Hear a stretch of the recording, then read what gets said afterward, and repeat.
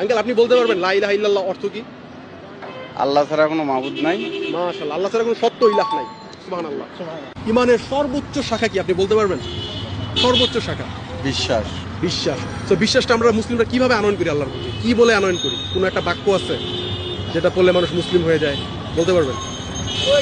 যেটা পড়লে মুসলিম হবে এরকম তো কোনো বাক্য নাই যে আপনি পড়লেই মুসলিম হয়ে গেলেন। হিন্দু বিশ্বাসী হইলো যে না আল্লাহ তাআলা বলে একজন আছেন, তিনি আমার সৃষ্টিকর্তা। তো সেখান থেকে মুসলিম হতে চাইলে শাহাদা গ্রহণ করে।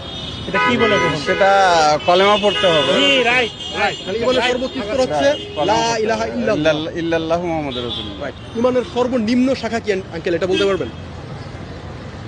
না পারলেও সমস্যা নেই, আমরা শিখিয়ে আপনি দেব। পারবেন না কেন? আমার বিশ্বাস আছে। এটা হলো আপনার ইমানের সর্বনিম্ন না এই মুহূর্তে তো মনে হচ্ছে না। একটু চিন্তা করেন।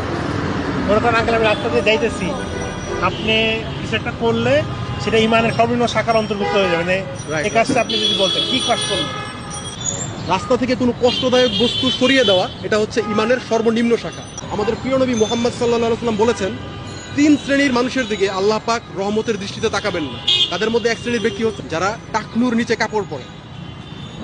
তো আমরা দেখতে পাচ্ছি আঙ্কেল আপনি টাকনুর নিচে কাপড় পরে আছেন। তো এটা কি আমরা একটু উপরে করতে পারি? আজকে থেকে শুরু